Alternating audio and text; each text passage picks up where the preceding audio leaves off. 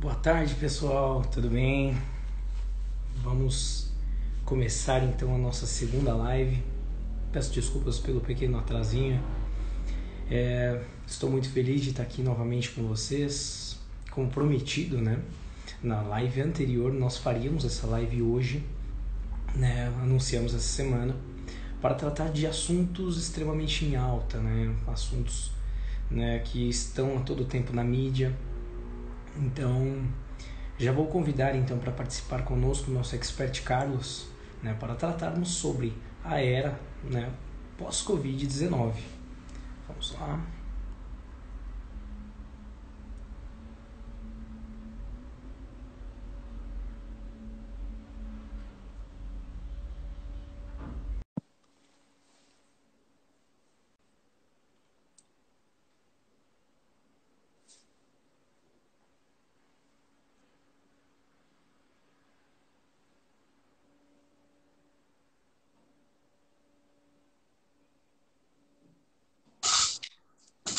Fala, Carlos.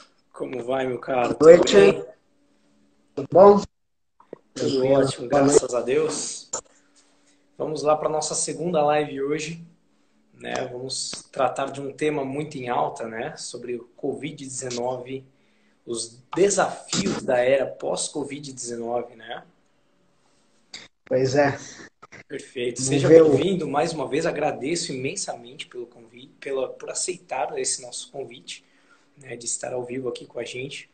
Tenho certeza que vai ser mais uma live muito enriquecedora, né? Desde já o pessoal que está entrando, muito obrigado pela audiência. Fiquem mais do que à vontade. Nós responderemos todas as perguntas que vocês fizerem para nós, tá ok? Então, Carlos, para a gente fazer uma introdução, né? Eu gostaria de tratar contigo referente à Covid-19 e é um assunto que está muito em alta também, que é essa questão da vacina, né? Porque nós É, profissionais, nós agentes da saúde, nós temos que orientar as pessoas referente à importância da vacinação, né? A gente se depara com muitas circunstâncias, né? Com muitos questionamentos, com muitas dúvidas referente a esse assunto. Então eu gostaria que você falasse um pouco, né, sobre como você enxerga hoje, né, essa a evolução das vacinas e a importância delas nesse cenário. a vacinação. Hoje a gente está vivendo uma era onde o conhecimento, né, essa globalização, esse livre acesso de conhecimento tornou muito especialista por aí, né? Então todo mundo acha que entende um pouquinho e a gente está vivendo um momento bem turbulento, vamos dizer assim. A vacina, elas estão desenvolvidas aí há muito tempo, há muitos anos, então a tecnologia ela é muito alta. Especificamente essa do coronavírus, né? A OMS vem fazendo um trabalho aí bastante grande, onde ela determinou alguns anos atrás lá a doença X, né? Que seria realmente que o mundo tivesse preparado para uma infecção, provavelmente de um vírus de origem animal, que tivesse um grande potencial de causar infecção, uma pandemia. E então diversos estudos já começaram a ser feitos naquele momento para quando essa doença chegasse, a gente estivesse efetivamente preparado para produzir uma vacina de uma forma bastante rápida. Então isso foi feito, essa doença X realmente é o Covid-19. Então hoje muito se questiona essa velocidade que as vacinas foram criadas, vamos dizer assim, mas isso já os processos já estavam bem definidos anteriormente, e aí por isso que a gente conseguiu aí em um ano, vamos dizer assim, menos de um ano, já está tendo acesso a algumas vacinas. As vacinas são todas seguras, né? No Brasil, hoje a gente já tem lá a vacina da Pfizer, que o Reino Unido já começou a fazer a vacinação. Aqui no Brasil a gente já tem aí a vacina da Sinovac, né? Que, pelo que a gente conhece, a gente acaba tendo algum contato com o pessoal do Butantan. É uma vacina bastante segura. A gente está num momento muito politizado, que as coisas acabam ficando saindo um pouco do controle para algo que não tem muito a ver, né? A Sinovac foi a empresa que desenvolveu e foi aplicada em massa no Brasil para para a pandemia do H1N1, por exemplo, né? E a mesma produtora de diversas outras vacinas que a gente toma aí usualmente. Então, os processos eles são bastante seguros. As instituições aqui no Brasil que estão envolvidas, né? O Instituto Butantan em São Paulo, tanto a Fiocruz com a validação lá da vacina de Oxford, é muito são institutos muito sérios, né? Então a gente tem total confiança. E aí a ideia é realmente estimular e mostrar para a população de uma maneira geral que essas lendas que se criam, elas são fantasias, né? São as chamadas fake news, e que a gente possa realmente ter acesso a essas vacinas de uma maneira mais rápida aí, né? Se Deus quiser, aí em janeiro que a gente já comece a ter acesso a essas vacinas, porque a gente viveu um ano bastante complicado, bastante turbulento aí, com muita dificuldade financeira, de emprego, né? O Brasil já vinha tentando uma recuperação, a pandemia complicou bastante, e a gente torce para que o ano que vem a gente possa retomar a vida de uma maneira mais normal, né? Uhum, perfeito. E assim, muitos criticam, né, a mídia, mas eu tenho acompanhado as notícias e estou vendo um empenho muito legal da mídia, né, nessa disseminação dessas informações, né, sobre a vacina, sobre como ela é criada. E assim, está sendo disseminado esse material de maneira muito qualificada. Eu estou gostando muito do que tenho visto, né, do É, que as grandes mídias estão propagando sobre isso. Eu acho que está sendo muito positivo, está causando um efeito muito positivo nas pessoas, né, para entender como é feito, porque é muito difícil para uma pessoa assim que nunca ouviu falar de como é feito, né, de repente do nada surge uma vacina, né, surge aqueles questionamentos, nossa, mas como tão é, rápido, né? Então eu acho que a mídia ela está tendo um papel muito importante nessa disseminação de conteúdos, né, para auxiliar toda a população. Então, é. eu tenho aprovado muitos vídeos, né, que estão sendo disponibilizados. Eu acho que está sendo muito legal mesmo. Espero que o pessoal esteja, né, esteja acreditando, esteja, né, assistindo esses conteúdos, porque vale muito a pena mesmo, né? É. Carlos, Pois é, isso. Pois não, pode falar, desculpa. Não, eu ia dizer que a gente tem, como profissional de saúde, né, como quem tem um acesso, vamos dizer ali, uma informação, cabe a nós também levar essas informações, né? A gente teve aí no passado diversas doenças que a vacina, mesmo não tendo uma eficácia lá de mais de 90%, teve diversas doenças que foram erradicadas. Então, Uhum, que a gente cumpra esse papel também de levar uma informação de qualidade para quem a gente tem acesso, né? exatamente. Carlos, agora partindo para uma outra vertente, né? Referente à área de diagnóstico, à área de, né, laboratorial, nós temos diversos kits, diversas metodologias, né, na aplicabilidade, na detecção de anticorpos, nós temos a detecção de PCR, que a gente vai fazer a detecção da carga viral, né? Então, quanto a isso, ok, agora eu queria abordar contigo a questão do tratamento. Como você enxerga que está sendo feito o tratamento nessas pessoas internadas, tá? E como você enxerga também que será o tratamento, né? O uso de antibióticos, por exemplo, na era pós-Covid. Aham. Hoje a gente tem visto aí, conversado com muito infectologista. Os tratamentos é uma doença que chegou agora sem que a gente tivesse muito conhecimento de como ela se comporta. A gente imaginava lá no começo que era uma infecção estritamente respiratória, ela se mostrou que pode atacar ali diversos órgãos, então os tratamentos eles foram feitos muito na base da avaliação do quadro clínico, do que poderia mudar, né? Então, aqui no laboratório, por exemplo, a gente percebe que os pacientes ele têm um dímero D bastante elevado, então já os médicos já começaram a verificar que talvez entrar com anticoagulante previamente pode levar ali a um prognóstico bom, é, evitar o uso, né, também dessa questão de medicamentos que não têm comprovação e qualquer tipo de comprovação científica, que devem ser utilizados ali em momentos mais específicos. Então, o que a gente percebe hoje, né, indo aí pelos laboratórios, agora a gente está perto aí talvez de uma segunda onda, mas o que a gente percebe é que os hospitais estão mais prontos para assistência agora nesse momento, né? Então já se sabe mais como vai fazer o manuseio desses pacientes, mas pensando aí numa era pós-Covid também, né? É o que a gente já vive hoje, né? A Covid ela traz consequências não só pela infecção viral em si, né? Os pacientes graves eles precisam passar por procedimentos invasivos ali, e isso, num paciente que já tem ali uma outra doença que precisa passar por um procedimento invasivo, por exemplo, de intubação, né, o que a gente está vendo bastante que leva a casos graves aí da Covid, mais ou menos 40%, de 40% até 70% desses pacientes, eles já vão desenvolver uma infecção, uma co-infecção, né, uma infecção associada pela própria ventilação mecânica, que você quebra barreiras de proteção ali do trato respiratório, então você tem infecção por bactérias e por fungos, né? Isso está sendo bastante comum, a gente vê muito na prática aqui do laboratório. Qual que é o grande problema de tudo isso? É que você acaba tendo um uso de antibióticos também bastante indiscriminado, né?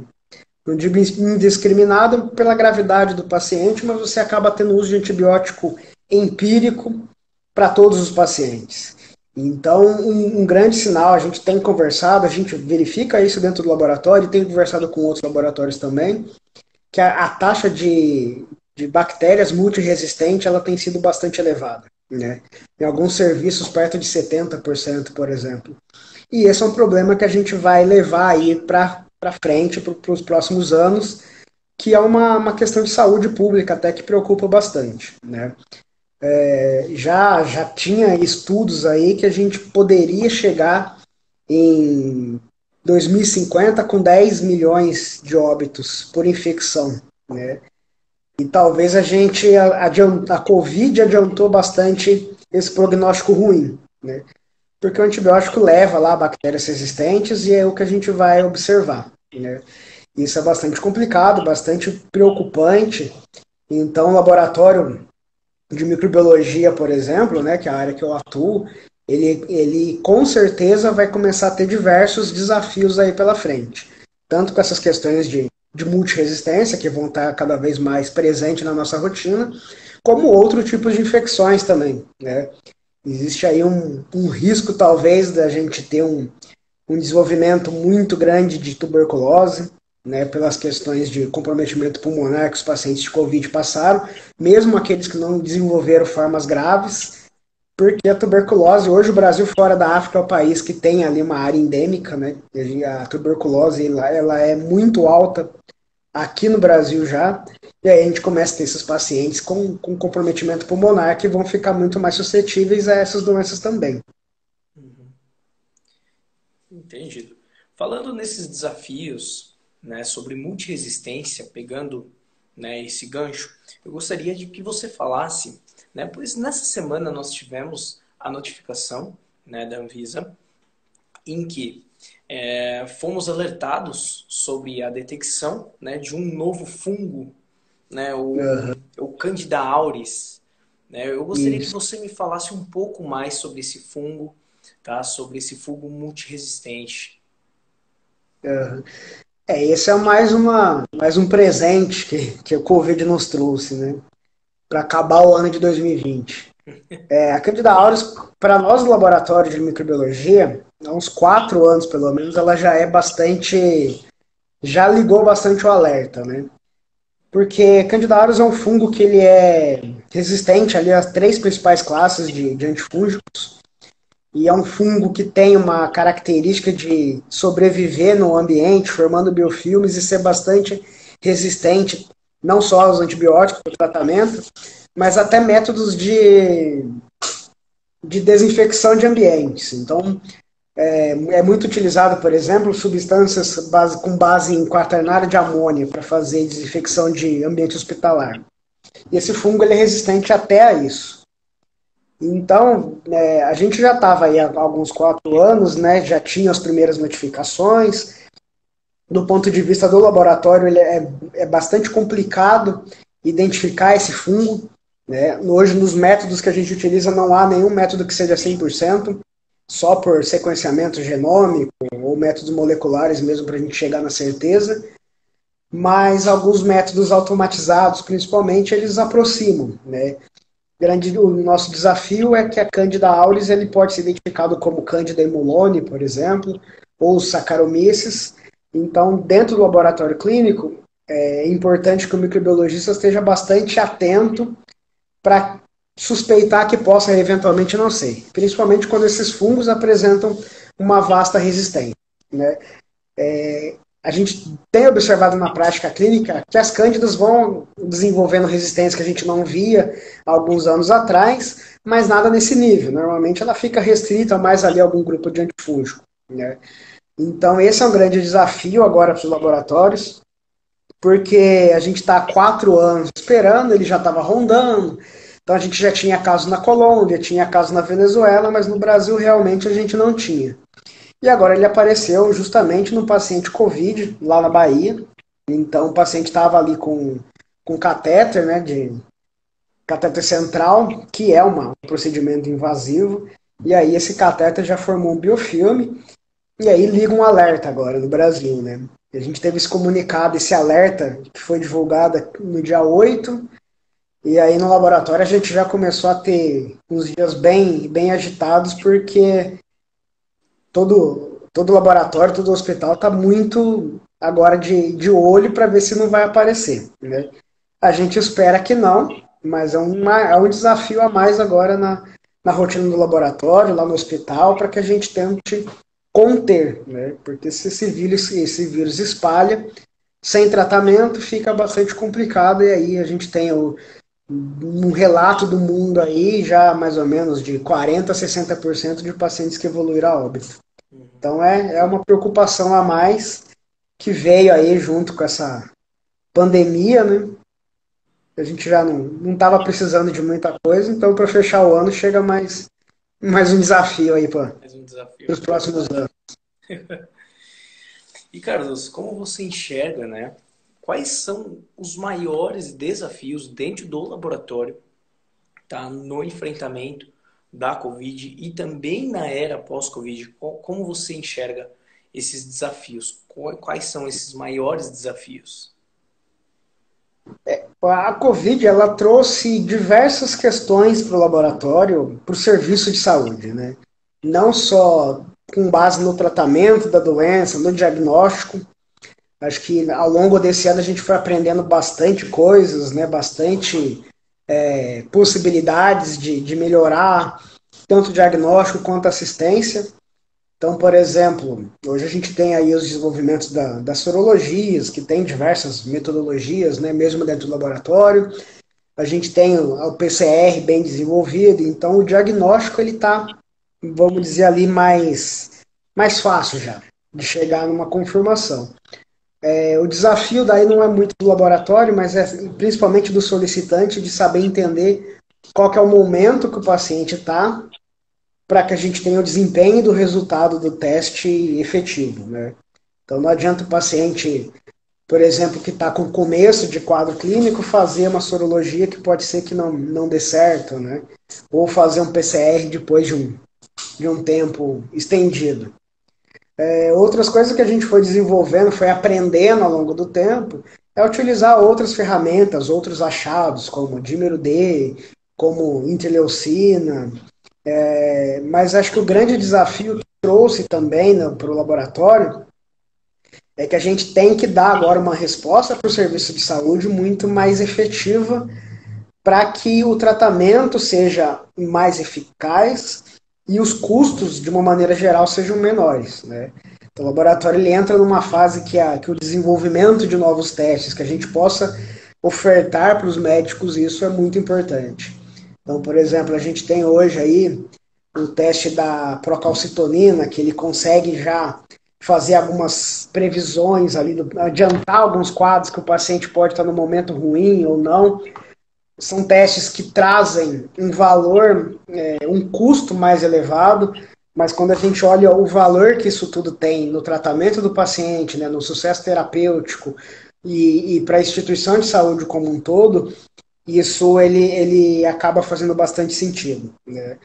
Então, testes randômicos, por exemplo, sindrômicos para a gente fazer diagnósticos de sepse ou diagnóstico de co-infecção respiratória nesses pacientes por métodos moleculares, eles têm ganhado bastante espaço também, porque também são testes rápidos, mas que a gente consegue ali direcionar um tratamento e muitas vezes evitar ali que o paciente evolua mal e evitar até o tempo de permanência dele na UTI ou algo do tipo.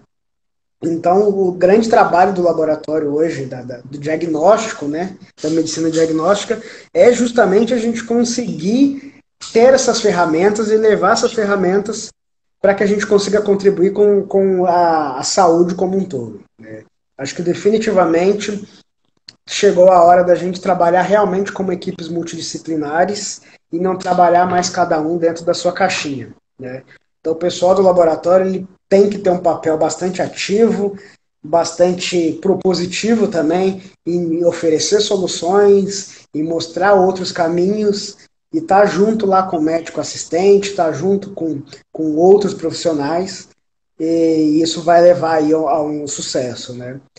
Outro ponto também aí é muito mais também financeiro, né? A Covid ela trouxe um impacto muito grande e isso obrigou que todos nós sejamos mais eficientes nos tratamentos, nas formas de conduzir a estadia desse paciente, que ele precise gastar o menos dinheiro possível e tenha o melhor resultado clínico.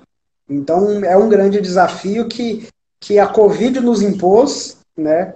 E que acho que a gente leva isso para frente e que a gente aprenda aí essas lições e que a gente comece a trabalhar de uma forma um pouquinho diferente do que era usual no mercado de saúde, né? O laboratório ficava muito como um centro de exame, o médico ficava lá na ponta, essa interação ainda era muito pequena e é importante que isso seja estreitado cada vez mais. Perfeito. Pessoal que está entrando, fiquem mais do que à vontade para deixar perguntas. Estamos totalmente abertos para respondê-las, tá ok? E agradeço a você que está aqui conosco, que está entrando. Fiquem mais do que à vontade mesmo, viu? Essa live é totalmente para vocês, é nossa.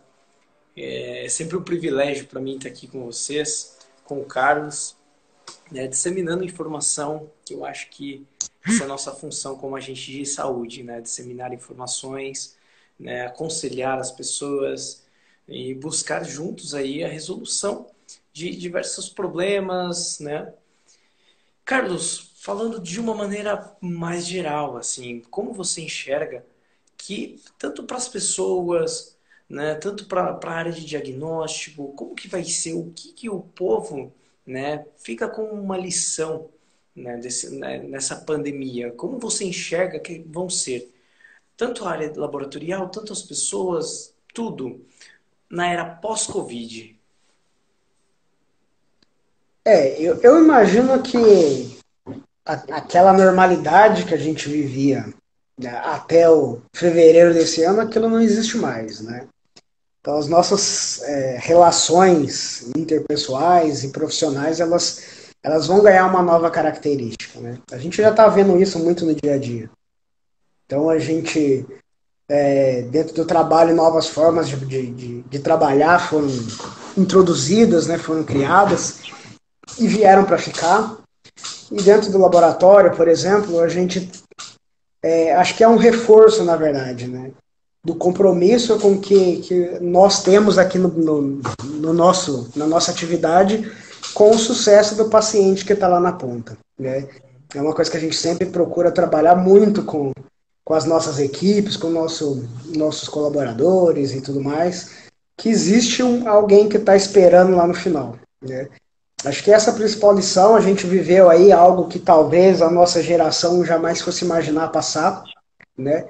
Por uma pandemia que já levou milhões de pessoas, em que a gente tem aí a importância do trabalho que a gente exerce e de tudo que a gente pode realmente contribuir pelo bem maior, não só do próximo, mas acho que da humanidade de uma maneira geral, né? É uma época de praticar muita empatia. Quando a gente começou falando, por exemplo, de vacina, a vacina ela não tem que ser questionada e não tem que ser opcional, cara. Porque, vamos dizer assim, ela pode ter 95% de eficácia, ela pode não funcionar para mim. Mas se eu não, se você, por exemplo, não pode passar doença para mim, eu estou protegido também. Então, acho que é um momento que a gente possa entender o que é viver em comunidade como um todo e saber que tudo o que a gente faz, ele vai refletir também nas outras pessoas, né? Então, dentro do laboratório, dentro das nossas atividades profissionais, que a gente tenha bastante seriedade com isso, porque a nossa entrega, o que a gente coloca hoje dentro do nosso trabalho, se a gente leva com seriedade, principalmente quem trabalha com a área da saúde, ele tem um reflexo não só para aquele paciente específico, mas para toda uma comunidade. Em relação às vacinas, é a mesma coisa. Acho que essa é a principal lição que sai dessa pandemia, né? Talvez a gente está vivendo, não está dando tanta importância, né? Não está levando tanto a sério aquilo ali, mas quando a gente olha para trás e vai ler livros de história, provavelmente daqui a muitos anos a gente vai estar entendendo o tão grave que foi esse momento, né? E que aí que a gente possa realmente sair mais fortalecido, entendendo não só as questões nossas pessoais, mas entender que realmente o que eu faço reflete na sua vida e assim por diante. Perfeito. O pessoal está entrando aí, participando também, que já falem sobre a importância da vacina, né? Abordamos, mas eu gostaria que você fizesse novamente, né, um resumo sobre, para que possamos realmente conscientizar as pessoas novamente, né, sobre a importância dessa vacina, sobre o uso dessa vacina, né, sobre a segurança delas. Conforme a gente já tinha conversado, né? Hoje a gente vive uma era de tecnologia muito alta.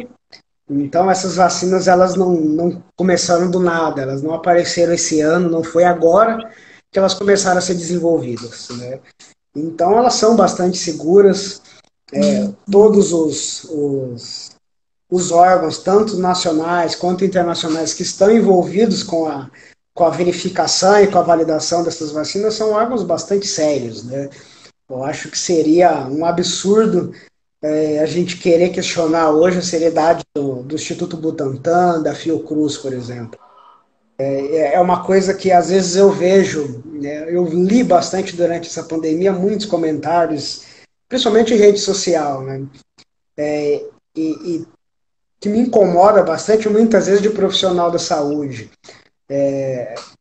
Eu acho que assim, a gente trabalha, a gente que está trabalhando, ou na linha de frente, ou mesmo na retaguarda, nós saímos de casa todo dia, e eu conheço muita gente que está aqui. A gente não sai de casa para brincar, né? A gente não sai de casa para fazer sacanagem, para fazer alguma coisa que não seja correta. Então, assim, o pessoal que está trabalhando no desenvolvimento, o pessoal que está na linha de frente, fazendo suporte, fazendo atendimento, se colocando em risco, a gente está levando isso tudo muito a sério. Então, às vezes a gente vê alguns tipos de comentário que isso é para matar alguém, que tem algum tipo de interesse dos profissionais de saúde por trás disso. Eu confesso que me causa uma certa indignação, uma certa revolta, porque tanto nós que nos conhecemos, mas muitas outras pessoas que a gente conhece, e mesmo aqueles que não conhecem, que a gente não conhece, mas que estão se colocando em risco, ele não está saindo de casa. Então o trabalho ele é muito sério de todas essas partes. Então o pessoal que está envolvido com a pesquisa de vacina ao longo do ano está fazendo um trabalho sério e quando se propõe a levar aquela vacina para as pessoas, é porque ela foi validada, é porque quem fez entende que aquilo realmente é algo correto, né? Então a gente vamos dizer assim, um apelo para a população de maneira geral que realmente tomem assim que disponível essa vacina, né? Eu brinco que no dia que falar que está disponível, eu vou amanhecer na porta do posto de saúde, porque não tenho nenhum tipo de receio de que possa me fazer algum tipo de mal. Né? A gente sabe que em saúde, né, não existe nada que vá ser 100%, existem efeitos colaterais, né? Você vai tomar a vacina de tétano lá, o seu braço fica doendo, e isso não é um efeito colateral, mas que é, vamos dizer que irrisório parte do bem que aquilo vai te causar. Né? Então, que a gente entenda realmente que a vacina ela é muito importante, que a gente precisa realmente sair desse turbilhão que a gente vive, né? Que as nossas vidas possam voltar um pouco ao normal e a vacina é a única solução. Né? Esse é um vírus que vai viver eternamente entre nós e que a gente vai passar muitos anos ouvindo casos de alguém que teve ali o Covid-19, mas que sejam realmente casos esporádicos e não tão graves, né? E que a gente possa aí realmente viver e entrar numa nova era bastante renovada, né? Mas a mensagem principal é confie nos profissionais. O trabalho é muito sério, tem muita gente que está muito engajada, que corre muito risco para fazer isso, e aí não tem política, não tem nada no meio. É pelo bem maior da população como um todo. Concordo. Perfeito. Todo mundo tem a ganhar com isso, né? Eu ouço muitas pessoas falando, mas eu vou, que eu posso morrer, eu posso falar. Não, a gente escuta, se depara com muitos questionamentos, né? Principalmente da família, assim, a gente tem que orientar sobre essa importância. Sem dúvida, muito melhor do que pegar a Covid, né? Então, É, eu acho que é muito válido realmente. Muito obrigado pela participação de vocês. Fiquem mais uma vez à vontade para fazer perguntas, para dar sugestões. Fiquem muito à vontade. Obrigado pela audiência de cada um de vocês. Viu? Então, falando das complicações, né, da Covid, Carlos, né, a gente tem diversas complicações que essa doença vai gerar para o paciente, né? E no cenário laboratorial, como você acha que isso vai influenciar? Como você acha, quais são as doenças que vão, co-oportunistas, que vão aparecer no decorrer dessas, né? O que você teria a me dizer sobre é, isso, sobre essas complicações? a gente fica muito já tentando imaginar o que vai ser no futuro, né? Já existem hoje, na nossa prática, ao longo desse ano, a gente viu uma realidade muito diferente, né? Pelo próprio curso da doença. Então, por exemplo, aqui no laboratório a gente teve um aumento de quase 3 vezes no número de amostras de secreções respiratórias, né? Secreção traqueal, lavado broncoalveolar. E o que a gente já se assusta um pouco, né? A gente tem muita infecção por bactérias que já são frequentes no nosso dia a dia, mas não nessa intensidade. Então, hoje a gente tem muita KPC, né? Muita Klebsiella ou enterobactérias, enfim, resistente aos carbapenêmicos. Grande parte dos pacientes que evoluíram a óbito, eles evoluem justamente pela presença dessa bactéria. Isso nos traz uma sensação ruim, porque é o momento que a gente está vivendo, e tudo bem que ao passo que a gente tem a vacina, que a pandemia realmente ela acabe, essa resistência ela se mantém. Né? Então, a gente vai ter aí casos de bactérias cada vez mais resistentes, muito na nossa frequência do dia a dia.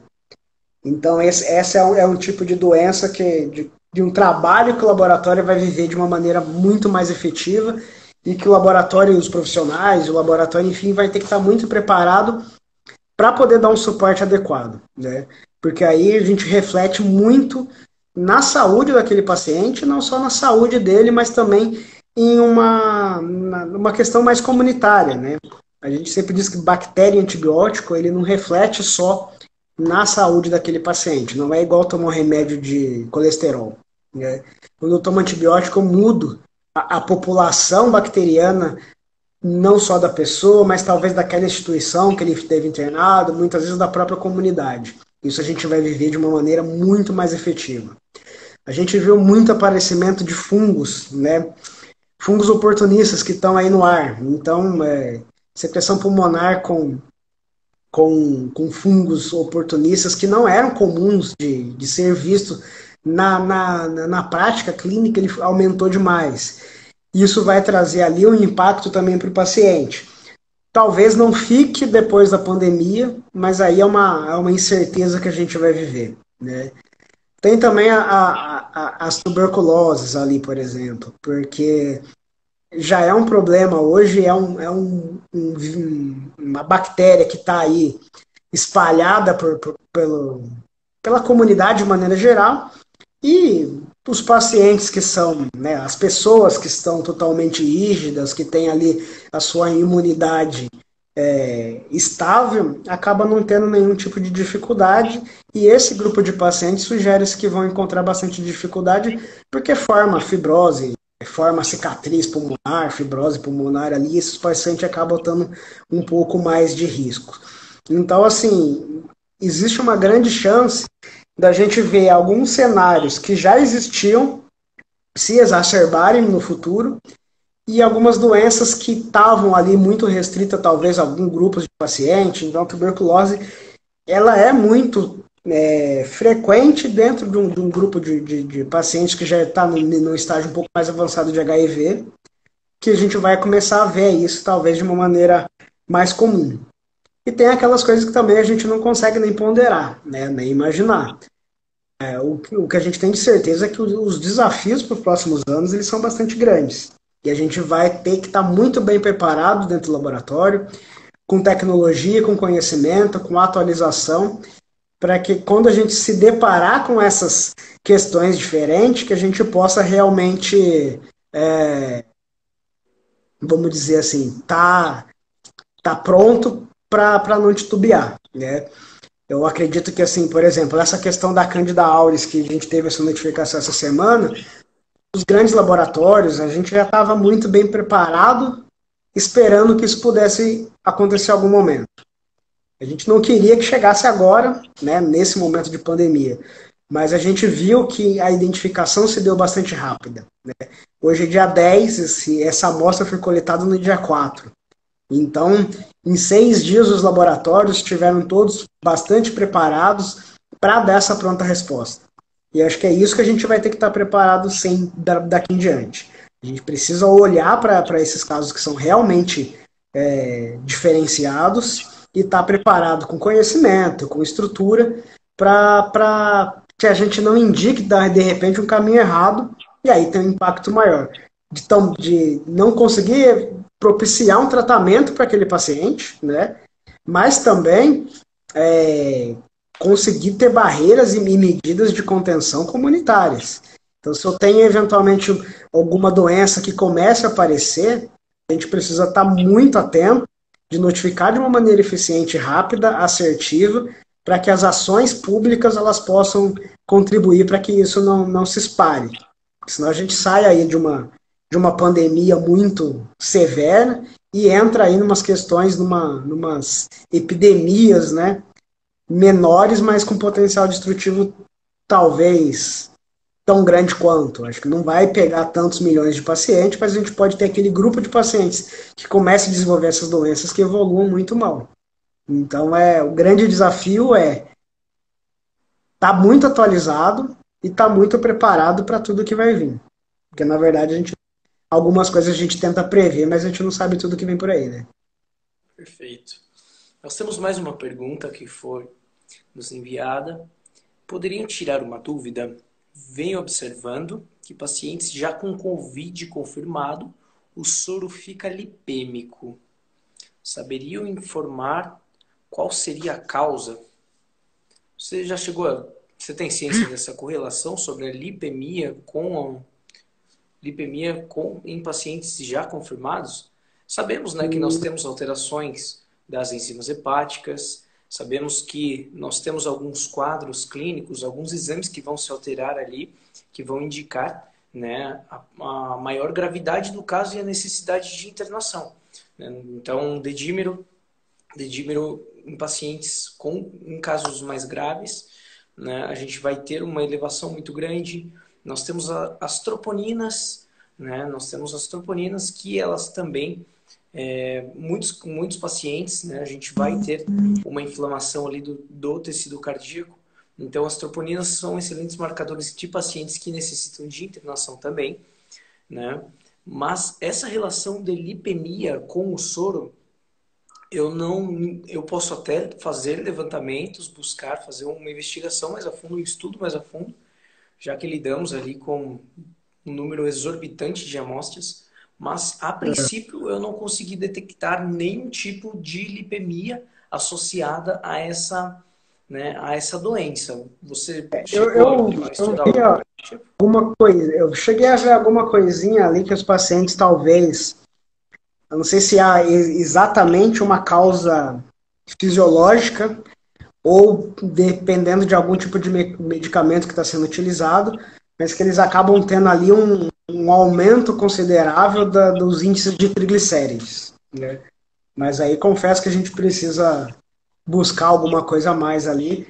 Mas é um achado que já foi reportado, sim, dos pacientes que acabam apresentando essa lipemia, que está ligado muito mais ali pelo aumento significativo de triglicérides, né? Perfeito, isso teria mais associação, né? Podemos levantar até os medicamentos, né, que foram utilizados, que estão sendo, mas perfeito. Esperamos ter ajudado aí nessa dúvida, tá bom? Se É, tiver mais perguntas, ficamos totalmente à disposição para responder, não é mesmo? é isso aí. Ok, Bom, então, dúvida que a gente vai aprendendo junto também, né? exatamente.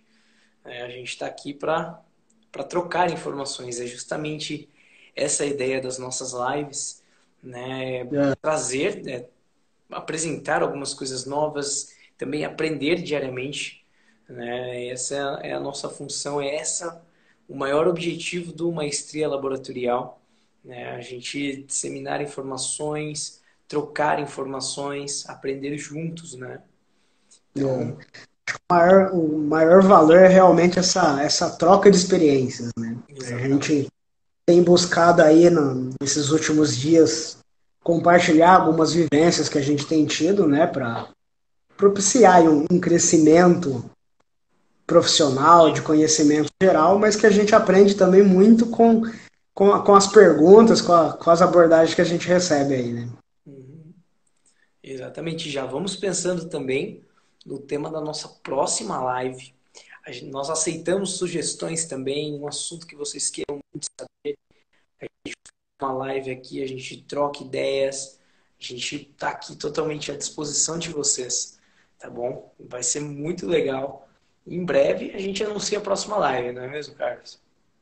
Pois é, vamos trabalhando aí, é bom que é um desafio, né? Força que a gente estude também outros assuntos que não estão tanto na pauta do nosso dia a dia ali, e aí acho que todo mundo só tem a ganhar com isso. Perfeito, exatamente. Então vamos lá, o pessoal que está entrando agora, um grande abraço, muito obrigado pela sua audiência, obrigado mesmo de coração, ficamos muito felizes, né? Fiquem mais do que à vontade, aqui é uma maestria laboratorial para vocês perguntarem o que vocês quiserem, qualquer dúvida, o tema que estamos abordando aqui são os desafios da era pós-Covid-19, né? E são muitos desafios aí que nós já tratamos ao longo desse tempo, né? Então, Carlos, vamos lá para o pessoal que está entrando agora. Deveríamos falar na próxima live sobre superfungos. Olha, excelente ideia, não? É que a gente aprofunda mais, né? Superfungo é a Candida auris que saiu essa semana aí, né? Causou aí um, um, um frisson no meio de maneira geral, né? Uhum. Eu tenho visto muita live, muita abordagem. Eu falo que talvez para gente que está dentro da microbiologia ali já estava esperando que isso fosse acontecer alguma hora, acabou não assustando tanto, né? Mas a gente está vendo aí de uma maneira geral da população ou de profissionais que não estão ligados intimamente com a microbiologia, que ele trouxe um susto, né?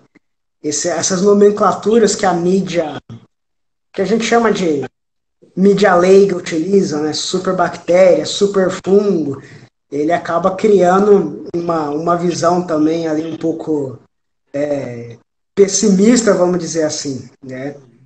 E que eu falo, essa Candida auris, por exemplo, acho que é bem bacana que a gente possa realmente aprofundar e discutir um pouquinho mais as realidades dela. ela é bastante resistente, mas ela não tem um potencial de gerar um surto, uma epidemia de nível nacional tão grande, né? A gente já teve alguns países que acabou saindo um pouco de controle, mas que ele fica ali dentro de algumas instituições, né? A gente já tem diversos casos no mundo, ela já estava rodando aqui no Brasil e chegou agora muito no momento infeliz, vamos dizer, pela Covid, mas o importante é mostrar que, pelo menos do ponto de vista diagnóstico, os laboratórios estão bastante preparados, né?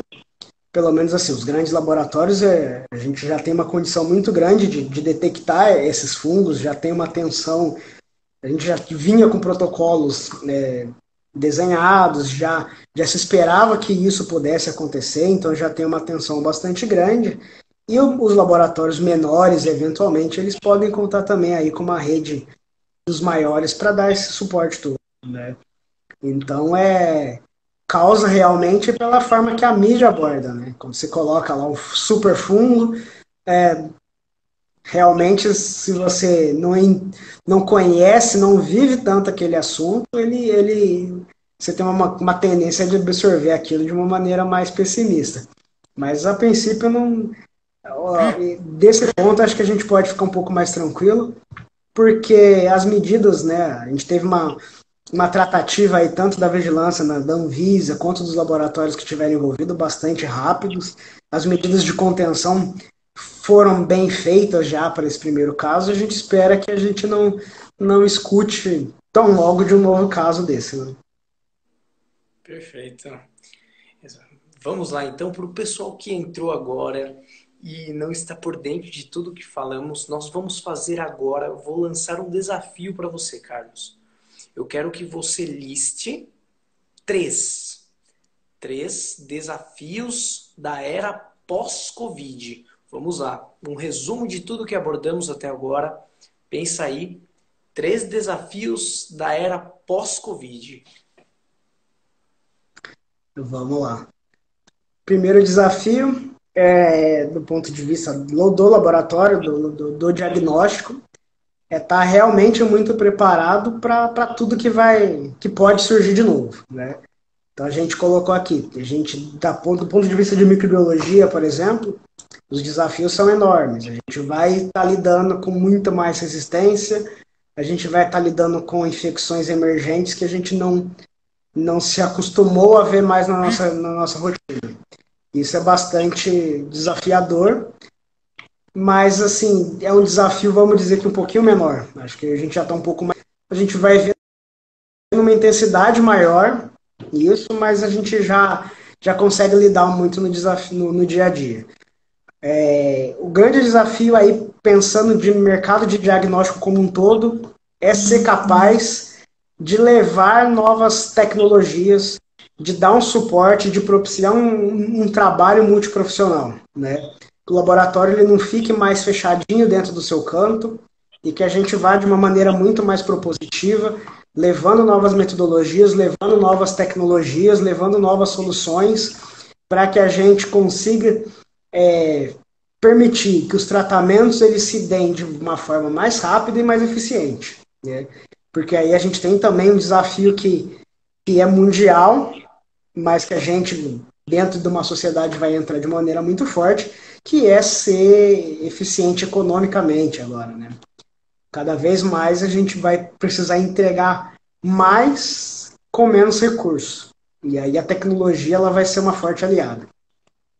Um outro desafio, aí o terceiro, eu acho que aí é justamente estar muito atualizado, muito preparado, porque a gente sabe que a gente vai começar a lidar com novas doenças, com novas possibilidades, e grande parte dessas a gente não faz ideia do que realmente será.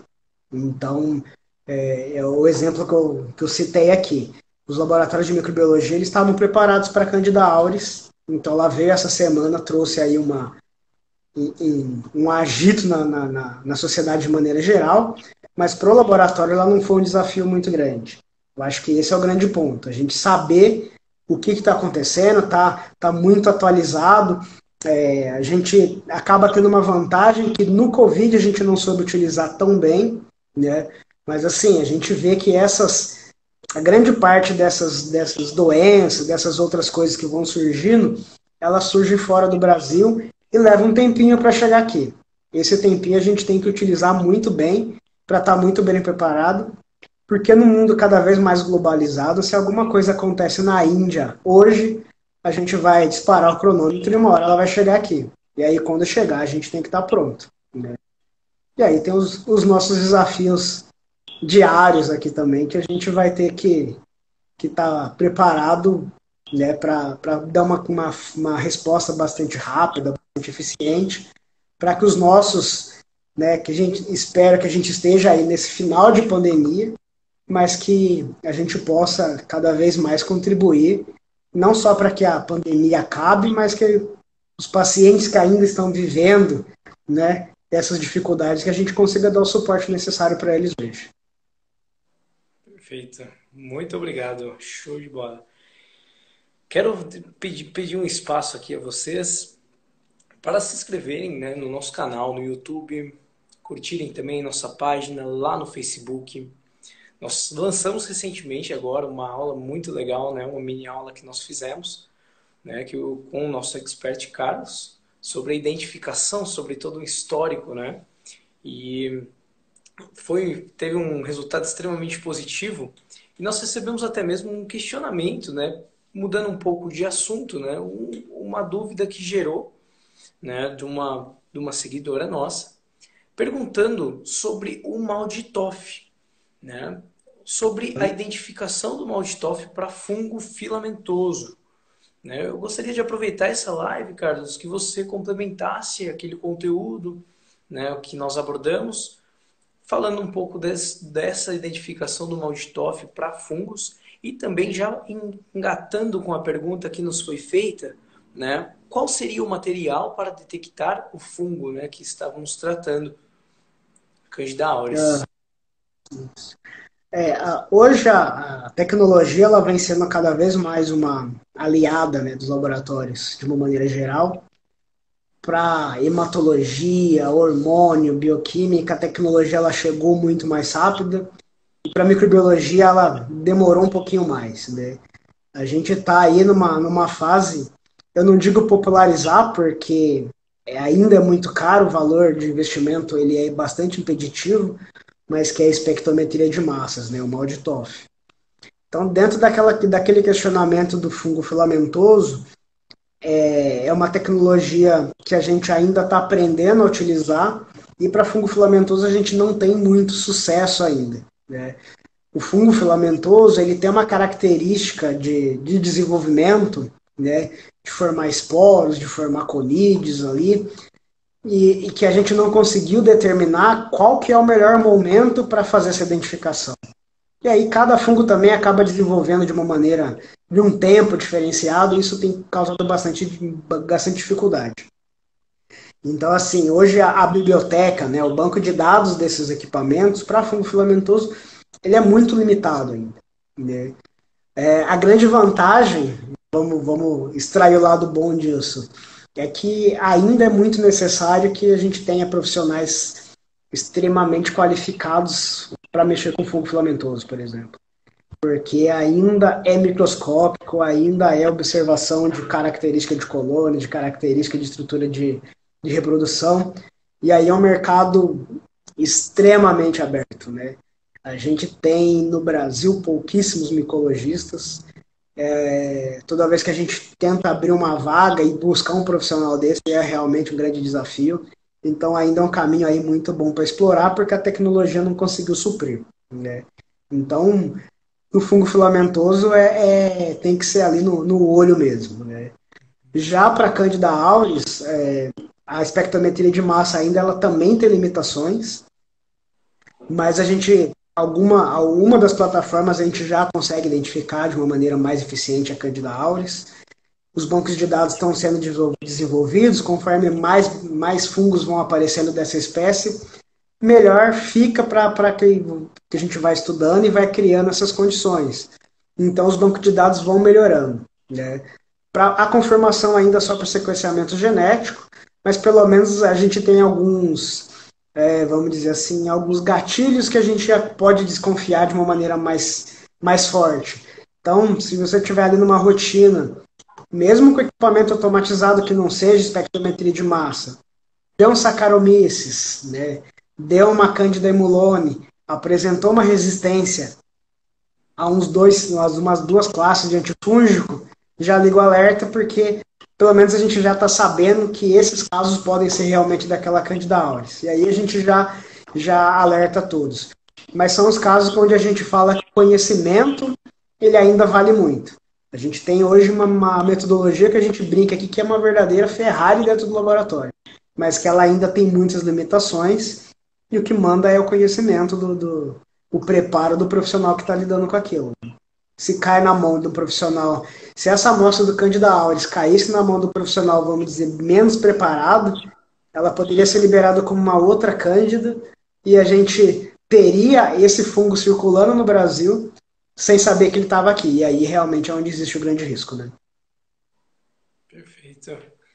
Muito obrigado pela participação de todos vocês. Muito obrigado por nos enviarem perguntas.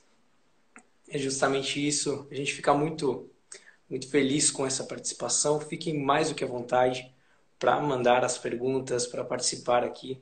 Essa live é de vocês. A gente está fazendo esse projeto para fazer essa revolução mesmo na área laboratorial, que é uma área que a gente se depara com uma carência, né, de informações muito grande quando a gente precisa, né?